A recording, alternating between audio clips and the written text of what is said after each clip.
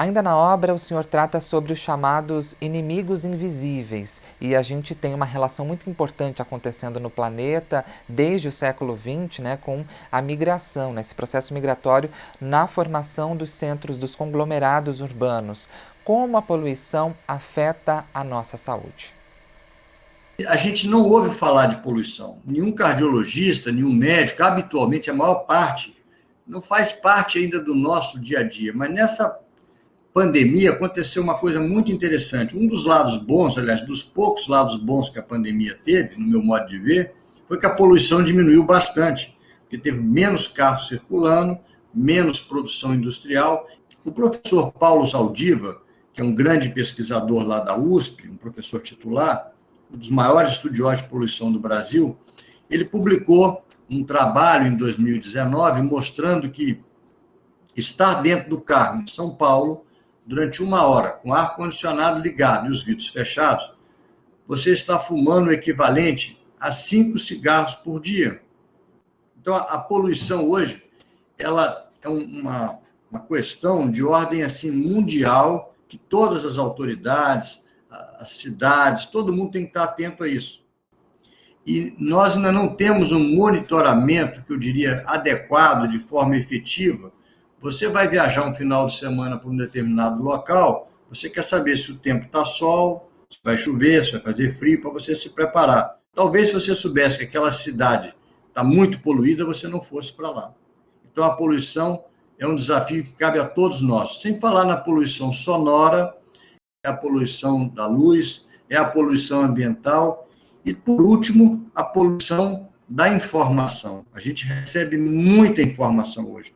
Isso, às vezes, causa um esgotamento na gente. Você abre o seu celular, abre o seu e-mail, não sei quantos e-mails, não sei quantas mensagens na caixa de postal, quantos WhatsApp.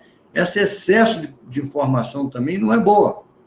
E mais, muito do que circula nessa informação são fake news, notícias falsas. Às vezes você fica perdendo um tempo enorme com aquilo. Então, a poluição tem vários detalhes, não estou falando só da poluição ambiental, mas as outras formas de poluição também têm que ser motivo de alerta para a gente. Seguindo nesse raciocínio, chegamos ao capítulo 8. O senhor, inclusive, cita uma pesquisa da professora Sônia Lyubomirsky, que destaca a construção da felicidade sendo composta mais ou menos nessa estrutura, né? 10% por ações circunstanciais, por atitudes que são tomadas, mais 40% de atividades intencionais, ou seja, expressar gratidão, aprender a perdoar, e 50% no fator genético, ou seja, metade das atitudes, né, dependem só de nós mesmos, não de recursos. Seria esse um passo importante para a gente começar uma transformação no nosso organismo?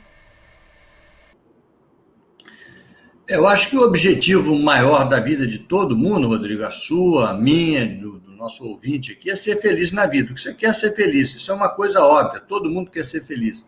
Mas essa felicidade, ela não é comprada, ela é conquistada, ela é construída. Você constrói essa felicidade.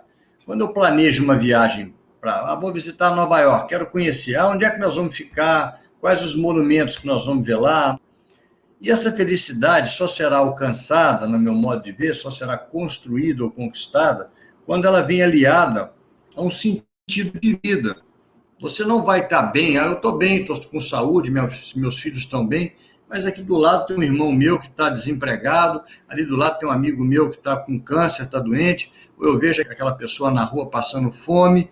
Então, assim, você não consegue estar bem se o seu entorno não está bem. A felicidade só é real quando ela é compartilhada. O que a Sonja Lyubomirsky, uma das grandes estudiosas de felicidade, fala, uma das coisas é que a felicidade é importante a gente expressar gratidão. E nós, muitas vezes, na hora de criticar, nós somos bastante extensos para criticar. Mas na hora de agradecer, nós somos muito econômicos, nós somos muito restritos. Abra seu coração. Mas tem uma outra situação que eu gosto de comentar, que é evitar a comparação.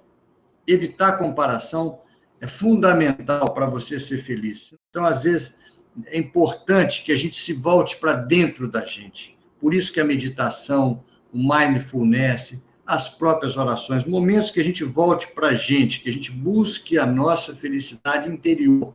Não fique buscando a nossa felicidade, colocando a nossa felicidade na mão de alguma coisa, de algum objeto, de alguém, né? Então, a gente tem que ter isso, sabe? Porque senão a gente está sempre querendo um patamar acima, e vai estar sempre infeliz. Às vezes a gente queima uma energia numa discussão, numa briga, querendo mostrar. Não importa, eu quero ser feliz. Isso acho que é muito importante, né?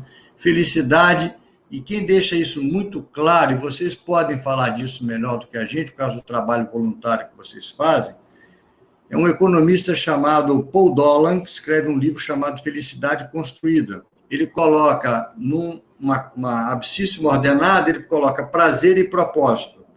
E a pessoa que tem alto prazer e alto propósito, mais alto prazer, mais alto propósito, são aqueles que fazem trabalho voluntário, né? No capítulo 9, o senhor destaca a longevidade sem segredos. Pensando nessa longevidade, o senhor indicaria uma escolha e uma renúncia que seria importante tomarmos para essa longevidade sem segredos? Olha, se eu tivesse que escolher uma coisa só, eu abro o capítulo de longevidade usando uma frase do Honoré de Balzac, né? O homem começa a morrer quando perde o entusiasmo, né? A gente precisa ter vida com sentido, vida com propósito, né? Então, acho que isso é fundamental. Mas a longevidade não tem uma receita de bolo. Tem uma parte genética, tem a pessoa que fez a prevenção, que teve bons hábitos, não é?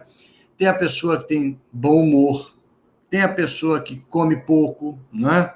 A coisa mais importante, talvez, assim, sejam as boas relações sociais. Os amigos, os irmãos, os fraternos. E eu vou citar para isso 2 exemplos. O trabalho que é coordenado pelo professor Robert Waldinger, da Universidade de Harvard, em Boston, que eles estudam, acompanham pessoas há mais de 80 anos. E as pessoas mais longevas, mais felizes, são as que têm boas conexões sociais. Ter amigos é fundamental, ter boas conexões sociais. E nessa pandemia, o que a gente está vendo é um isolamento social, uma desconexão social muito grande. E dentro dessa desconexão social, eu vou citar uma outra autora também de Boston, da Universidade de Harvard, chamada doutora Juliane Holt Lunstead, que ela há 20 anos estuda desconexão social, e ela fala que pessoas isoladas, desconectadas, têm o mesmo risco do que fumar 15 cigarros por dia. Então, olha que a gente começou falando aqui nesse bate-papo, a gente falou de emoções positivas, emoções negativas, falamos de poluição, falamos de doenças do mundo digital, mas estamos falando agora de conexões sociais. Isso não depende de dinheiro, né? Então, assim, o ser humano ele é gregário, ele precisa de estar junto. Claro que uma boa genética ajuda, uma pessoa que teve bons hábitos ao longo da vida ajuda, claro que você fazer atividade física, não fumar, tudo isso é importante. Mas eu diria que ter boas relações sociais, bons amigos, te protege, te dá uma imunidade. E a grande renúncia é que a gente, às vezes, tem que... Vou dizer para você que cada um tem a sua renúncia é pessoal, né? Às vezes, no meu caso específico, a minha grande escolha foi a medicina, aos 17 anos. E foi uma escolha muito difícil, Rodrigo, porque eu era um bom aluno em matemática, um bom aluno em física, mas não era um bom aluno em biologia.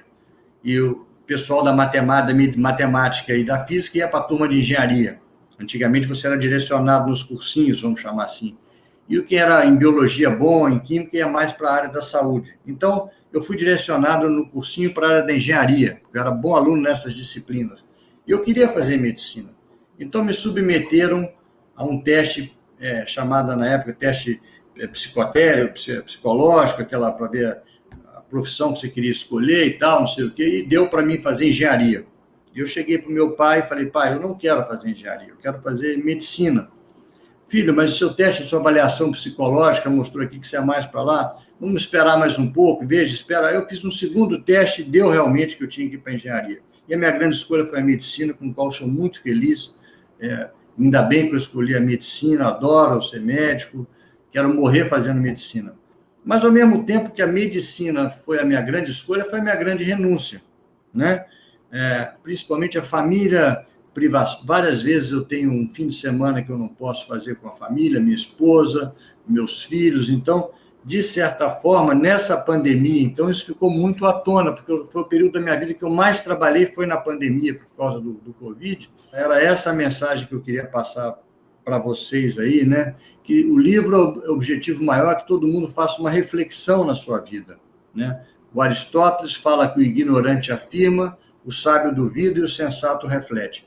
O objetivo do livro é só fazer uma reflexão, o que está bom na sua vida, mantenha. O que você acha que possa melhorar, seja na alimentação, seja no sono, seja no exercício, cada um na leitura, né? Ou tirar umas férias, cada um vai tentar fazer uma reflexão. Se alguém conseguir fazer uma reflexão e melhorar um pouquinho a sua vida, o livro já terá atingido o seu objetivo, né? Bom, posso aqui expressar minha gratidão, meu agradecimento ao senhor, em nome de todos aqui da audiência da comunicação da Boa Vontade, por essa aula de medicina do estilo de vida. Receba o nosso abraço, também em nome do jornalista, radialista e escritor Paiva Neto e de todos da Legião da Boa Vontade. Muito obrigado, Rodrigo. Um grande abraço para todos aí. Como você disse, é o nosso presidente Paiva Neto, a todos aí da LBV, e que tenham um bom dia. Muito obrigado pela oportunidade de dividir esse espaço aqui com vocês, tá? Obrigado, doutor.